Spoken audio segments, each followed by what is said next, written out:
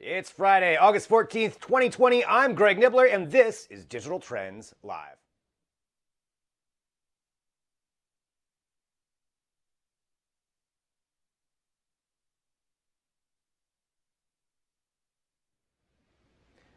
Yes, indeed. Hello, everyone. This is Digital Trends Live. I'm Greg Nibbler, and thank you very much for joining us wherever you are. We appreciate it. We broadcast live here every single weekday, 9 a.m. Pacific, noon Eastern, bringing you trending tech headlines, news, interviews, discussions, and more. So hit that subscribe button. Let's get you started with some news. So, the ongoing developer backlash against Apple and Google's App Store practices has reached an all-time high as both companies have now removed Epic Games' Fortnite from their respective iOS and Android stores. So let's give some context here. Fortnite has at minimum tens of millions of active users across all platforms. It reached 100 million downloads on iOS just alone 2 years ago. But Apple and Google's policies have always been that developers must give 30% of revenue generated from in-app purchases to them as their take for providing the App Store platforms. And this has been a source of complaints for a lot of companies, but basically, if you want in, it's what you had to pay. Well, what Epic Games has done is taken the battle against this to the next level. So they created a new direct payment option which circumvented the App Store, allowing players to purchase in-game currency V-Bucks for a 20% discount if they skipped buying it through Apple and Google. This was a direct and 100% intentional move to provoke Apple and Google, and it obviously got their attention because over the course of a few hours, both removed Fortnite from their stores for violations of their service agreements. Epic had a plan in store for this, though, since they filed a lawsuit against Apple almost immediately after being removed from the App Store, and then released a video that mocks the famous Apple 1984 video, which features a group of seemingly brainwashed people being lectured by an Orwellian leader, and then a woman with a hammer smashes the screen. But the new video implies that Apple is now essentially the corporate overlord, and they also have a hashtag called 1980 Fortnite and Free Fortnite. When it comes to the Android side of things, it's a little bit dicier on how a lawsuit against Google will work, since you can have your own store on the mobile platform. They don't have quite as much control, but the bottom line is Epic is prepared for a fight. And both Apple and Google have made statements that they hope to resolve the policy violations and get Fortnite back in, but with a lawsuit out there now, this is not going to end anytime soon, and Fortnite is too big to ignore. So eventually, someone's either going to have to back down on one side, or exceptions will have to be made, or it really does work its way through the courts. This is really as big as it gets when it comes to these app stores, so follow along at digitaltrends.com. All right, Google. Also, let's talk about Google some more. Google is adding new functionality to help provide up-to-date and accurate information about travel during the COVID-19 pandemic. So currently, they do have a lot of information available via Maps and Search, which lets you know things like mask requirements or public transit, or like COVID-19 checkpoints or specific alerts that have been posted by appropriate governmental organizations. The new updates will now also take into account some of the activities and destinations that have slowly opened up over the last weeks and months to keep people up to date on what's happening in specific locations. So, for example, when you search for hotels or flights or even things to do, you'll now be able to see the general percentage of hotel rooms available or the percentage of flights operating to a specific city. It'll also let you know the percentage of COVID-19 cases for an area and what restrictions are in place for it. So in addition to that, you can also search flexible travel options. So you can filter hotels and boarding options by like their cancellation policies or whether or not they give free refunds. So there's a lot of things coming out for this, and you can read about those updates and learn about some of the other online resources available to keep you safe at digitaltrends.com. The state of Michigan has revealed a partnership with a private company to develop new roadways that would be used explicitly by future autonomous vehicles. It's a big plan, and it'd be the first of its kind in the United States, and it would start with a 40-mile run connecting Ann Arbor to Detroit. So the company doing the planning is called Cavnu, and it would work like this. Vehicles that are cleared to use the roadway would be connected to a remote computer system. Then that computer system would simultaneously be monitoring road conditions, traffic, environmental factors, and then it would be able to control the speed of all the vehicles on the roadway in order to facilitate the efficient movement of traffic. In theory, moving better than the manually driven cars. So they've also partnered with a whole lot of auto manufacturers for an advisory board, which includes Ford, GM, BMW, Toyota, Waymo, and a whole bunch of others, because they want to future-proof the roadways so that as new tech or types of vehicles are developed, they could be incorporated in as well. There's still a lot of testing to do. They have to do a 2-year study to see if they can retrofit a current highway for this or if they need to build a wholly new one and then start getting everything lined up from there. The tech, though, for fully autonomous vehicles will probably be here a while before legislation is actually passed allowing them on the open road. So something like this could be a way to speed that up. It'll be interesting to follow, and you can check it all out at digitaltrends.com. We're all familiar with deepfake videos at this point, but audio deepfake is a little bit different. And while this next example we're going to show you may not be perfect, it's weird enough that I thought you needed to be aware of it. So a few YouTube videos were posted this week that utilize an AI trained on the voice of David Attenborough. Yes, the soothing sound of so many nature documentaries that you've seen. Well, it was used to read Reddit posts from the relationships subreddit. Yep, that's where we're at in this world. So let's actually play just a little bit of the audio so you can get an idea of what it is that we're talking about. Also, turns out I'm gay. Life is good now.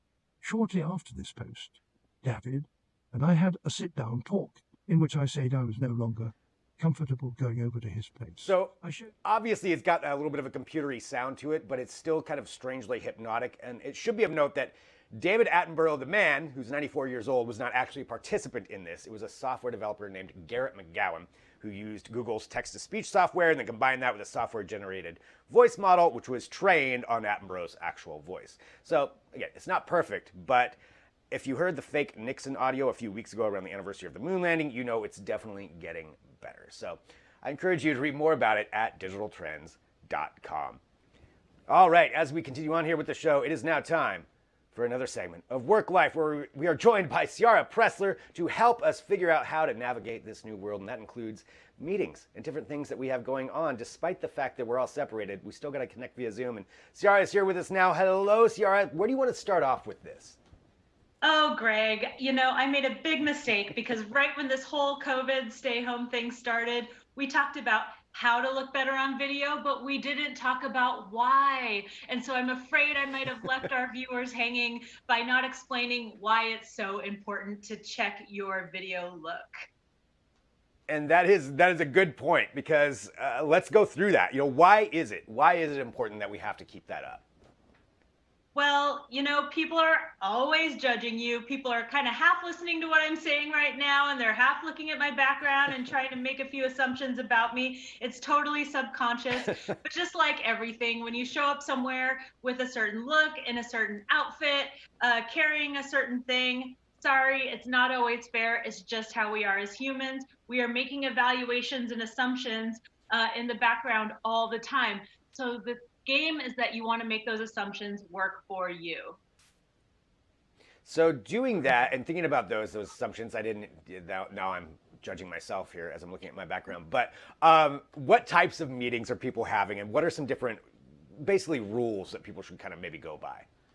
Well, I want to talk specifically today about interviews, because I have been conducting interviews in my company lately, and I've noticed that people show up to interviews on video very differently than they show up to interviews when they come to my office in person, and that should not be the case.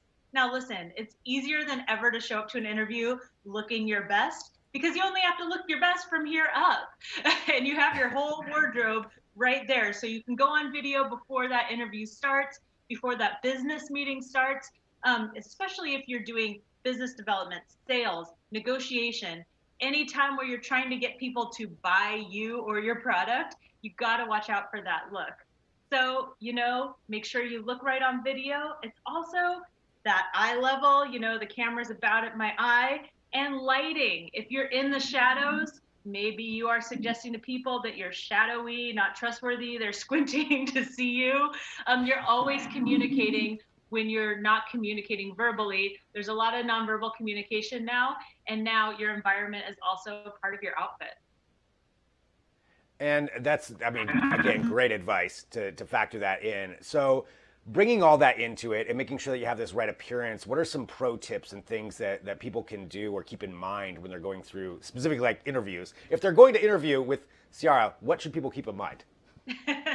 Well, if you're going to interview with Ciara, you need to do a little recon on Ciara and her style and her level of fanciness. Now, I know we're all at home right now, and so we're feeling a little more casual, but that is no excuse to wear a sweatshirt to a job interview. You always got to be minimum business casual when you're meeting people for the first time. Maybe you can get more casual once you have the job, but you got to get that job first. Like I said, how you look is communicating what you're worth. So you don't want your interviewer or the person who's deciding what you're going to be paid as a contractor or vendor to be, subconsciously thinking that maybe you don't deserve as much as you actually do because you're showing up kind of not looking your best. So basically look the part that you want or that you want to present when it comes down to that. Any other pro tip that people should know about? Yeah, learn the rules to break the rules. Of course, we all have our own personal style and you can incorporate that, but wear the costume of the role you're trying to get and then bring in your personal style and break the rules when it benefits you. You're trying to achieve a goal right here. The goal is to get the job, to get the deal, to get the price that you're worth, and you want to show up looking like you deserve that. So just don't inhibit yourself by neglecting that side of things. That's great advice, as always, that you always bring to the table here for us every week. And Ciara, for everybody out there who wants to find out more about your company and everything that you do, where should we send them? Well, my company is called Pregame, so you can go to pregamehq.com to see everything we've got going on, maybe check out an event via Zoom, or even see some of the career opportunities coming up. Fantastic. Ciara Pressler here with us. Thank you so much. I am trying to figure out what that painting is in the background now that you brought that up. That's all I'm looking at. But nonetheless, Ciara, thank you so much. Check out all of the work-life segments there at digitaltrends.com. I'll talk to you soon. Thank you. All right, Ciara Pressler here. Again, great advice. We have a whole section on digitaltrends.com where you can go there and take a look at all of the different things that she's brought up. Just great advice that we can all use. All right, up next, we've got something pretty special. So I actually was able to sit down with the one and only David Arquette. Well, not in person, but virtually over Zoom like this. But David Arquette is here on the show next. You do not want to miss it. Stick around, back in a minute with more Digital Trends Live.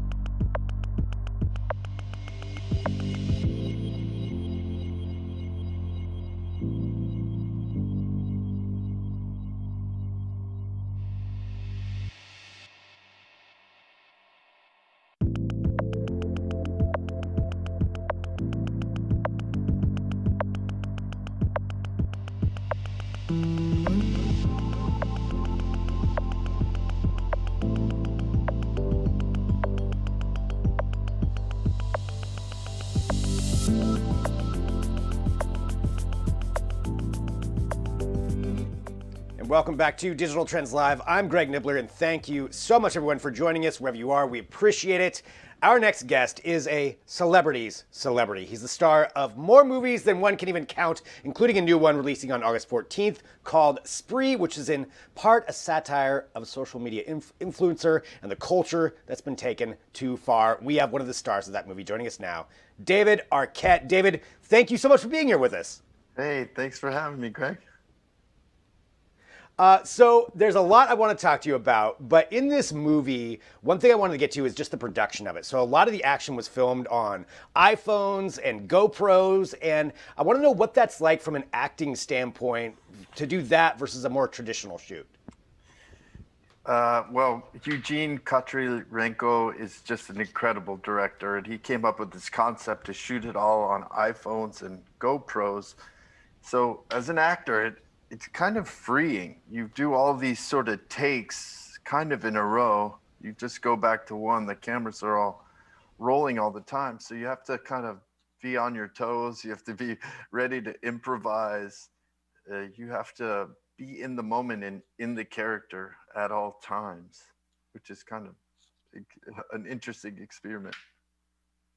Well, with that, and this movie in particular, because it's pretty poignant right now when it's coming out and what it's about. And one of the things in it as well is there's this live comment aspect as they're driving around and getting these comments. Now, during that, was that something that you were fed in real time? How did that work into the production of it?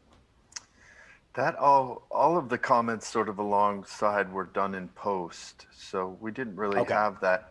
They do have an incredible social media program going on at Kurt's World 96 on Instagram, which you follow this guy's sort of backstory, and you can learn a lot about what's leading up to the film from that website. And it's been interesting because it kind of combines this real world that we're living in with this sort of fake social media world, and then it translates into this film.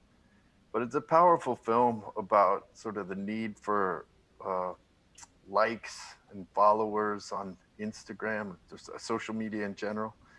And then this desire, really kind of twisted desire in how he's going to go about getting these followers.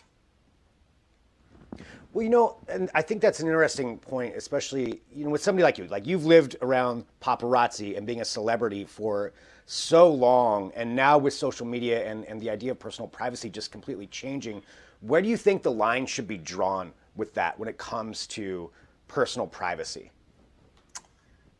It's a complicated question. I mean, by being an actor or being in the sort of public domain, in a sense, you kind of put yourself out there. I also think there's not really a lot of secrets in the world anymore. You know, everything's pretty out there, and it's important to sort of be true to yourself, stand up for what you believe in. And I've always been really open. So I hope sort of people have an understanding of who I am. I've kind of been very open about my failures and, my feelings and sort of my honest truth. But it's complicated. I mean, kids today have a lot better grasp of that, of sort of what they put out into into the social media world and what they keep private. I've never been very good at that. I've been really an open book. Which you are, and actually that's a great point to talk about. You do have another movie that's also out, a documentary called "You Cannot Kill David Arquette," which documents kind of your life and your return to wrestling, which is such an interesting facet of your career. And I'm a wrestling fan myself, but from your standpoint, with this movie, why do you think, and this is a point in the trailer, why do you think the wrestling world kind of turned their back on you there at that beginning of this career? Well, I was made the champion of WCW in 2000, and I hadn't paid my dues, and I didn't deserve it. I thought it was going to be a fun storyline where it's like a fan finally becomes the champion. It's kind of every fan's dream to see yourself as one of those champions. So I thought it would be more taken that way, but it wasn't. And they got really upset about it until I went into the wrestling business for the last 2 years and really toured the country and did the independent circuit. Did I really understand why they got so mad, why there was so much anger about it. And I really wanted to do a film that honored wrestling, that shows people sort of behind the curtain a little so that they could get a better understanding of what wrestling is and, how it's sort of important to a lot of people. It's a lot of people's livelihood. It's also provides an escape for a lot of people in the way most sports do, where you can just kind of tune into it and follow a storyline, pick your favorite wrestlers and kind of cheer for them. Just something I loved it as a kid, and it always sort of left a sort of painful place in my heart. And it also added to me sort of beating up myself a lot. You listen to bullies online and, it can start seeping in, especially if you're telling yourself a lot of those same things. So through the process of this documentary, I learned a lot of self-love and acceptance and understanding where a lot of my pain came from so that I could address it in a more healthy, balanced way. That's a really interesting thing and to share, going back to you talking about being open, you're sharing that with everybody with this documentary. A wrestling question for you. Would you rather be a heel or a face? Listen, I'm a horrible heel. I'm sort of more of a face in general. In my life, I prefer the good guys in general. So I have a wrestling tag team partner named RJ City, and he's definitely a heel. Boo! You have to boo heels because they're bad guys, and we have to support baby faces. And even in this crazy world we're living in right now, there's a lot of heels calling shots in the current state. Right? Yeah. And so that's why wrestling is a great escape. One more just quick question, because I have to ask, because I'm looking at it behind you here.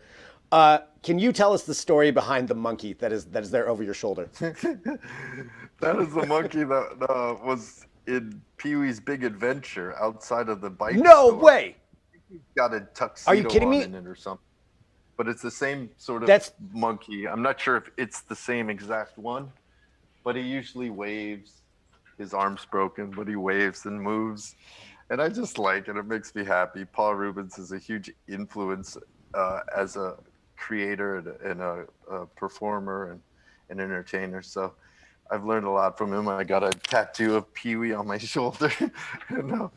He's one of the people that I really love.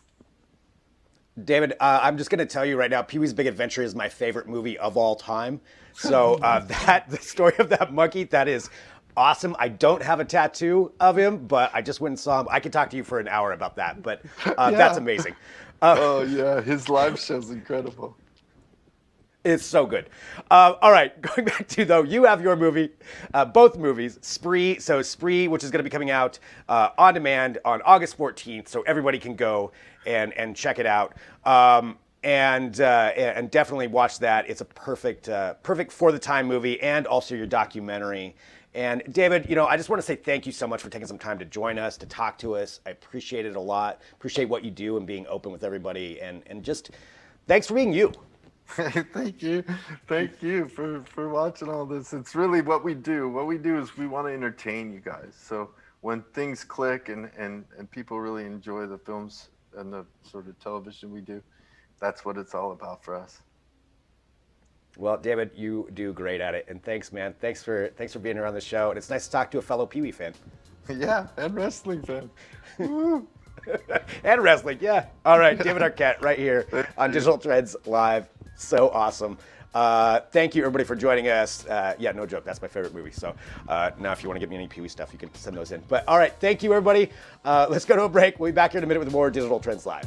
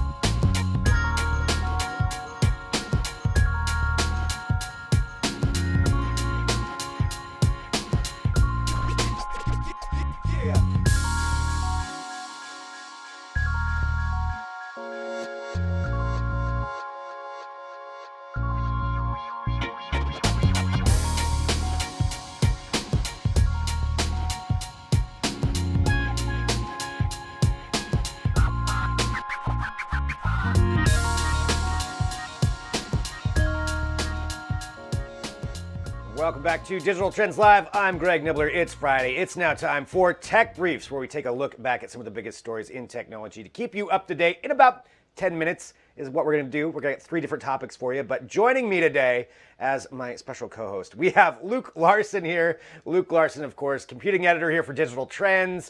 Luke, hello. Good to see you. Good morning, Greg. Glad to be your special guest. Special guest. I know. I wanted to make sure that I emphasize that. All right. Let's get into this, though. Let's talk about the topics that we got here. So to start off, actually, something in particular that you've been covering is Apple releasing some new products. Or new product. Can you walk us through what this is? Yeah. So basically, just about a week or two ago, Apple announced a brand new iMac. This is their 5K 27-inch iMac, and they've updated it. In another year, this would have been sort of just another update. It's got some new hardware in it. It's got a couple new features that I do want to talk about because there are a couple cool ones. But the kind of the elephant in the room is that it does not run on the new Apple Silicon that the company has been trying to get people excited about ever since WWDC. So, they're starting this new transition over to their own processors. And then just shortly after WWDC, we get the launch of a new product, a new iMac that runs on Intel processors. So it's kind of putting it in a weird position, and it kind of puts buyers in a weird position, Yeah, because I mean, this is something that they've been touting for a while, that they want to move away from that. There's that separation that they want to do, and then still going back to this. So looking at this kind of as a trend as a whole, what do you think this means going forward for some of their other products? Are they just not ready yet? It's hard to say in a year like this why this happened Right. this way in terms of timing, because, it's not hard for me to see that maybe there were some delays on Intel side of things. I know that some of the products were a couple months behind there, and maybe this ended up being just a little after WWDC, and they had no way around it, and they had an agreement with Intel, and these were already looking ready to go. So maybe there was just no way around it for them, because it does feel a little outside of what Apple would normally do. They lay out this kind of grand vision for, making this transition. And they did mention at WWDC that there would be still Intel, Macs in the pipeline. I didn't realize they'd be coming this soon, but just shortly after, we get this new iMac that will probably be one of the very last Intel-based Macs. And that's had a lot of people wondering, is this a platform that's still worth investing in? Because these are really expensive computers. So people are wondering about the shelf life and the support going into the future. Well, we'll have to see what happens with that. But yeah, definitely, like you said, this year in particular, who knows what everything means. But certainly going forward, if you're going to spend that much money, that's something that I'm sure we'll see a lot of analysis around. So going from the last Intel-based iMac, we've got our topic number 2 for this week, something that actually just kind of broke over here the last 24 hours, depending on when you're listening to this, and that has to do with Epic Games going after both Apple and Google for their App Store policy. So a little context there. The App Store policy for both Apple and Google, for iOS and Android, has always been that they pretty much take 30% of whatever revenue somebody is making. So if it's going through those stores, they take their little chunk off the top of it, no matter what happens, and that's just what you have to deal with. That's how it works. So developers have not liked this for a long time, and now Epic kind of went around and created their own direct payment system within the app, knowing full well this would tick off everybody, and then offered a 20% discount on Fortnite V-Bucks if you bought it through them and skipped paying Apple or Google. And Apple or Google did not like that. So they have removed Fortnite from the app stores, which is huge, and then put out. So then Epic, this is just kind of, I want to get your opinion on this, and then Epic was clearly ready for that, had a lawsuit ready to go, and a video mocking Apple, mocking their 1984 commercial where it was essentially Apple saying, fight back against the system. And now this video showcases Apple is the system, and then Fortnite's breaking it. And they're going after Apple with this way. And I mean, so right now, as of this moment, both Apple and Google have Fortnite removed from the stores. I mean, for your opinion, what do you think this means going forward? Who's going to come out on top on this thing? Yeah, it's hard to say. I mean, this is such a big deal, and it's something that's been building for months because there's been all the news about Apple not allowing cloud gaming on their devices Right. as well through Microsoft's xCloud stuff. So, and as well as Google Stadia, and that people were upset about that. And there's just been a lot of problems with the App Store policies, and different developers having problems with Apple. And of course, we also had those hearings recently where Apple was, supposedly those were supposed to be about antitrust laws, but of course they didn't really end up being very much about that. But I mean, there's some serious issues on the line here, and they've been building for months. And this feels like, oh wow, things actually came to some conflict and actually happened with, with them, with Epic clearly, at least at the very least, some people are saying they set a trap for Apple, an antitrust trap for Apple. They're at the very least, they're poking Apple and seeing what they can get away with and how much sway they really have. As far as I can see, I just don't see any game company or developer having enough to really push back against Apple. They just have too much influence and control, and I just don't think that they're going to be able to do much with this. So even Fortnite, despite how big it is, Apple can just be like, all right, that's fine.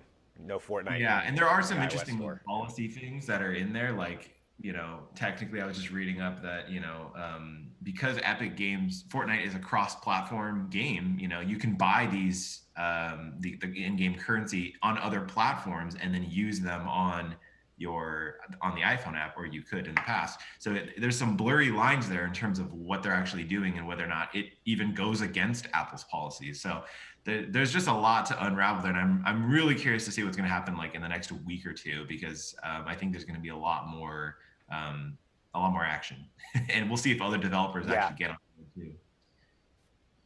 Yeah, that's true. Who else follows suit? What happens with this? Or if everybody's just going to watch Epic and see what goes on with them. Definitely something to follow along, though, over these next coming weeks, like you said. And speaking of the coming week, there's another big story developing in California, and that has to do with Uber and Lyft and gig economy companies and a law that was passed there, a statute that went into effect in California.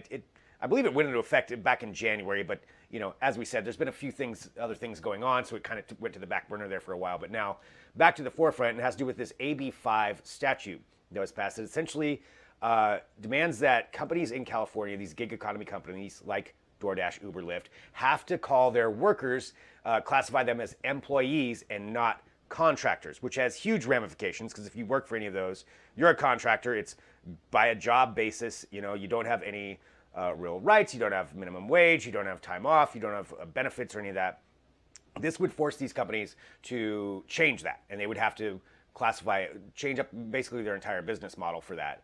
And now it's getting down to the point where there's been enough lawsuits going back and forth. There's an injunction in effect that is pretty much saying Uber and Lyft have to, and I'm using them as the example because they're the big ones, have to implement this within, I believe it's about, there's a few days left in it, and they're going to try to file a countersuit, but it's getting down to the point where they're going to have to make a decision. Either they do it, and Uber and Lyft actually said they may leave California if they are forced to do this. So the ramifications either way are huge going forward, because what happens in California could certainly be replicated elsewhere. Like, how do you feel about this? Yeah, it's a really tricky situation, and like my immediate thought was thinking about not only Uber and Lyft, but all these other delivery services that people rely on a lot more now than normal. Like people are DoorDash or any of the, like, I guess not like Uber Eats or any of those like food delivery services that people are using a lot right now, and a lot of people are getting by on in terms of like work, whether that's on a part-time basis or anything.